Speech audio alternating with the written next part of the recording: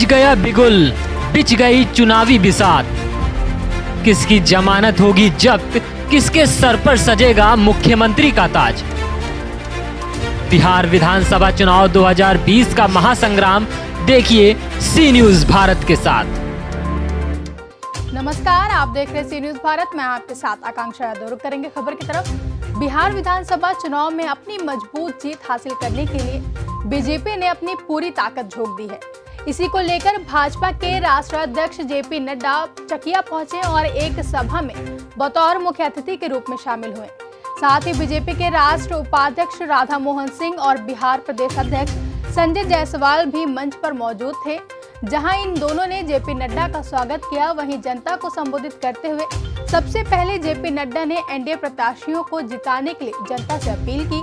फिर उसके बाद अपने निशाने पर महागठबंधन और राहुल गांधी को ले लिया और जमकर निशाना साध दिया। आइए सुनते हैं कि जेपी नड्डा ने इस दौरान क्या कुछ कहा।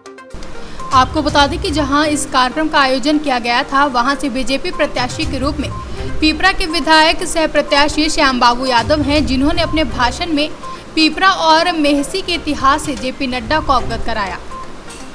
80 करोड़ की जनता को 5 किलो गेहूं या 5 किलो चावल और 1 किलो दाल ये देने का काम प्रधानमंत्री मोदी जनधन खाता 2014 में भारत में बैंक के खाते 3.25 करोड़ थे।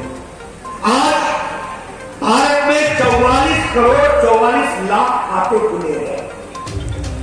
और जब खाते खोल रहे थे ना, तो मोदी जी का लोग मजाक उड़ाते थे कि खाते खुलवा रहे, वो भी 0 पैसा, 0 बैलेंस, 0 बैलेंस, ये खाता खुलवा रहे, क्या होगा खाते से। जब कोविड आया, जब कोरोना आया, जब लॉकडाउन लगा, तो एक समय में स्वर्गीय राजीव गांधी बोलते थे कि मैं 1 रुपए भेजता हूं तो 15 पैसे पहुंचते हैं, 85 पैसे रास्ते में गायब हो जाते थे। और मोदी जी ने 20 करोड़ बहनों के खाते में 500 रुपए, 1500 रुपए 3 महीने के लिए उनके चूल्हे के जलने का इंतजाम किया। तो मोदी जी ने किया, 20 करोड़ की जनता के खाते में 1500 रुपए पहुंचा किया कि नहीं किया? मैं गलत बोल रहा हूं क्या? ये इसलिए बता रहा हूं आपको कि डिजिटल इंडिया का अंतर मोदी जी ने पिछले 6 सालों में कितना लिया है। आप बताइए, सभी लोग अपने आप को किसान नेता बोलते थे कि नहीं बोलते थे? बोलते थे कि नहीं बोलते थे? क्या किया किसानों के लिए? स्वामीनाथन कमीशन की रिपोर्ट तब लागू हुई जब राधा मोहन सिंह जी भारत के कृषि मंत्री थे और नरेंद्र मोदी जी भारत के प्रधानमंत्री थे। लागत का 1.5 गुना हिस्सा लगाना, मुआवजे का 1.5 गुना हिस्सा करना। मैं ठीक बोल रहा हूं? मैं ठीक बोल रहा हूं? मुआवजे का 1.5 गुना देना, लागत का 1.5 गुना देना, ये काम हुआ तो मोदी जी के टाइम पर हुआ। और प्रधानमंत्री किसान सम्मान निधि 2000 रुपए और साल के 6000 रुपए और 2020 की 2 किस्तें पूरी की पूरी कोविड के लॉकडाउन में 8 करोड़ 56 लाख किसानों को दे दी गई। और 10 करोड़ किसानों के लिए इंतजाम रखा हुआ है, जो कहेगा उसको मिल जाएगा। इस तरीके की व्यवस्था की। मित्रों, मैं जब पूर्वी चंपारण की धरती पर आया हूं तो आपको बताना चाहता हूं, प्रधानमंत्री मोदी जी ने किसानों के लिए 1 लाख करोड़ रुपए एग्रीकल्चर फार्म गेट के लिए रखा है। और ये पैसा मंत्री नहीं खर्च करेगा, ये पैसा कोई सरकार के अफसर नहीं खर्च करेंगे, ये पैसा किसान के एसोसिएशन वाले तय करेंगे। पूर्वी चंपारण में कोल्ड स्टोरेज कहां बनना है, स्टोरेज कहां बनना है, फैक्ट्री कहां बननी है, फैक्ट्री के लिए जो वैल्यू एडिशन होना है वो कहां होना है, फैसला आप करेंगे। और मोदी जी का 1 लाख करोड़ रुपए आप तक पहुंचेगा विकास के लिए। ये परिवर्तन ला करके खड़ा एफपीओ के माध्यम से, फार्मर्स प्रोड्यूसर्स ऑर्गेनाइजेशन के माध्यम से। इसलिए मेरा आप सबसे निवेदन है कि मोदी जी हाथ बढ़ा रहे हैं कि आप विकास करो। किसान को हाथ बढ़ाना पड़ेगा मोदी जी के साथ कि वह अपने आप को आत्मसात करे और विकास की एक नई कहानी लिखे। ये हमको करना पड़ेगा। 30 लाख करोड़ रुपए रखा है आत्मनिर्भर भारत के लिए, 30 लाख करोड़ रुपए।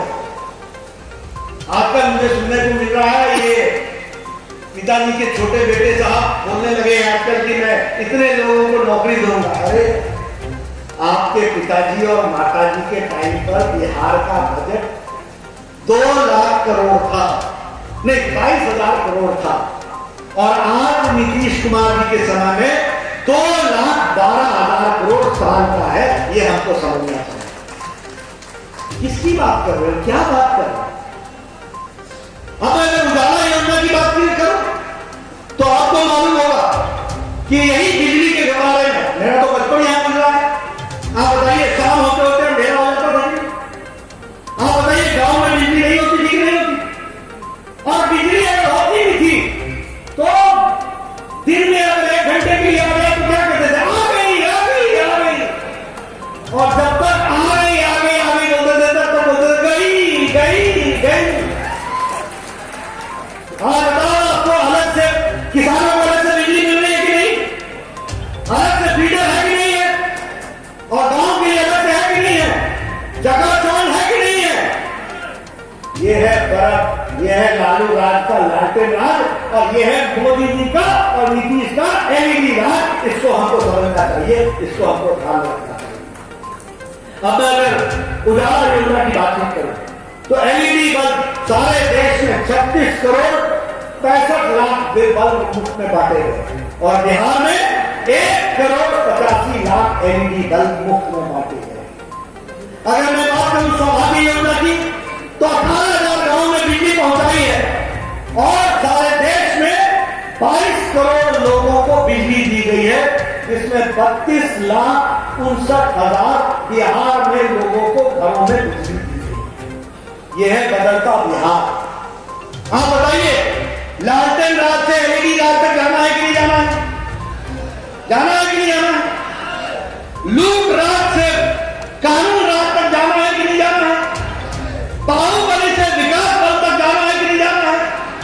अगर जाना है तो फिर नीतीश कुमार के सरकार बनानी है, और मोदी जी के नेतृत्व में यहां पर एनडीए की सरकार को आगे बढ़ाना है। इस बात के लिए हमको काम करना पड़ेगा। ये आपसे मैं निवेदन करने आया हूं। मित्रों, स्वच्छ भारत की बात, अब उसकी क्या मैं चर्चा करें, को धाराशाही कर दिया, ये ताकत आपको दी।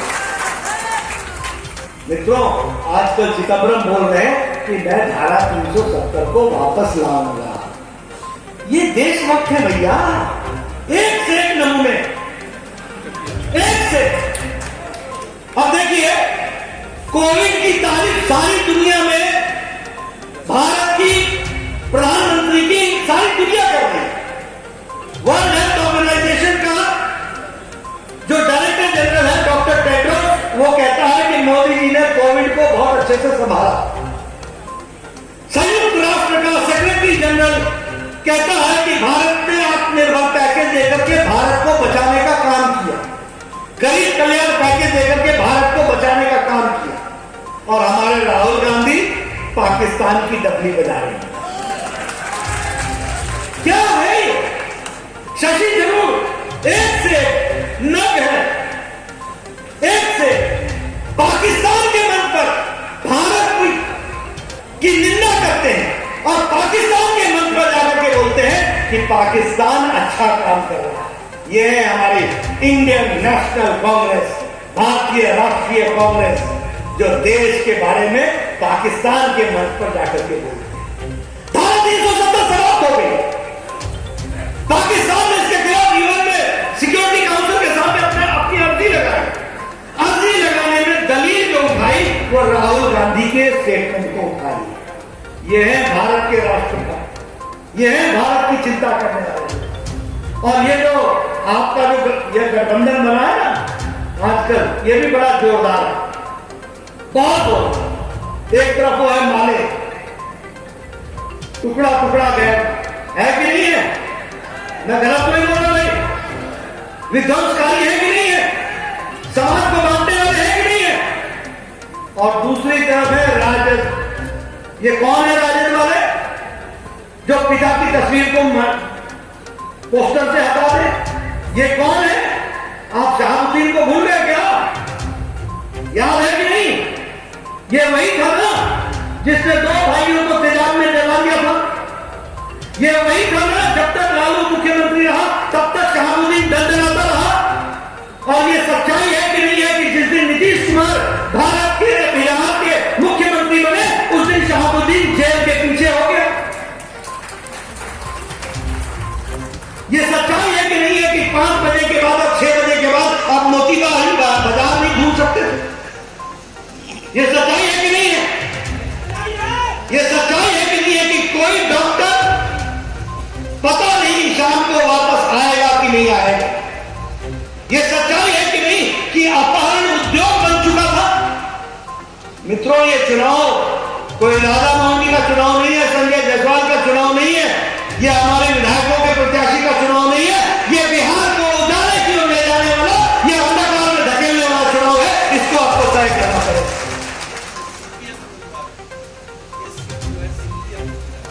और ये जो सीट है, ये तो सीपीएम की थी, वहां से उम्मीदवार था है। आप पूछिए उनसे क्या चाहते हैं। और मैं हमेशा एक बात बोलता हूं मित्रों, उजाले की इज्जत करनी हो तो अंधकार की मुसीबत को समझना सीखो, नहीं तो उजाले की इज्जत नहीं होगी। आपने अगर डूबता बिहार को याद करोगे तभी आपको उभरता बिहार याद आएगा। इस बात को आपको समझना चाहिए। ये चरवाहा यूनिवर्सिटी, अरे सारा बिहार चरागाह बना दिया। और चरागाह क्या बनाया? चारा घोटाला क्या डाला? कहां ले गए? मैं पटना विश्वविद्यालय का पढ़ा हुआ व्यक्ति हूं। आज जो स्वास्थ्य विभाग देख रहा है वो पटना विश्वविद्यालय का है। आज जो आईबी देख रहा है वो पटना विश्वविद्यालय का है। आज जो सीआईएसएफ का हेड है वो पटना विश्वविद्यालय का है। आज जो कैबिनेट सेक्रेटरी है वो पटना विश्वविद्यालय का है। अरे क्या शान थी बिहार की, क्या शान था पटना का, क्या शान था विद्या का। ये विद्या का मंदिर हुआ करता था, इसको चरागाह बनाया तो लालू यादव के लालटेन राज के तरफ ले जाने वाले ने बनाया। ये ध्यान में रखना चाहिए। और आपने ये अंतर देखा कि हमारी छोटी छोटी बच्चियां स्कूल ड्रेस पहन के साइकिल पर स्कूल जाते हुए देखा है कि नहीं देखा? देखा है कि नहीं देखा? आप क्या चाहते हैं कि वापस वही लालटेन युग में पहुंच जाए? अगर नहीं पहुंचना है तो याद रखना, नीतीश को जिताना है, मोदी जी के आशीर्वाद से बिहार को आगे बढ़ाना है। इसकी हमको चिंता करनी पड़ेगी, बिहार को बढ़ाना पड़ेगा। और मैंने कांग्रेस के बारे में तो आपको बता ही दिया, ये तो राष्ट्रभक्त लोग हैं, धारा 370 वापस लेंगे। इनके नाना कह गए, अरे धारा 370 तो घिस घिस के घिस जाएगा। उनको क्या मालूम था कि उनके पोते और जोते कांग्रेस पार्टी को घिस घिस के घिस देंगे। घिस दिया। धारा 370 को तो मोदी जी और अमित शाह ने समाप्त किया, लेकिन कांग्रेस पार्टी को तो आपने घिसा। क्या शशि थरूर से कोई पूछता नहीं है? चिदंबरम से कोई पूछता नहीं है? कहां है तुम्हारी राष्ट्रभक्ति? कहां है देश की आवाज? क्या सोच के तुम काम में जुटे हो? इसलिए मित्रों, मैं एक ही बात कहना चाहता हूं कि यह बिहार का चुनाव किसी कैंडिडेट का चुनाव नहीं है। यह बिहार का चुनाव किसी दल का चुनाव नहीं है। यह बिहार के विकास की कहानी लिखने का चुनाव है। इसको आपको तय करना पड़ेगा, यह आपको ध्यान रखना है। और इसीलिए मैं आपसे निवेदन करने आया हूं कि हमारे वीआईपी पार्टी के कैंडिडेट हो, जनता दल यूनाइटेड। मोतिहारी से सीनियर संवाददाता मनीष कुमार की रिपोर्ट। फिलहाल इस खबरों में बस इतना ही। देश और दुनिया की तमाम खबरों के लिए जुड़े रहें सी न्यूज़ भारत के साथ। हर खबर आपके साथ, आपके हाथ।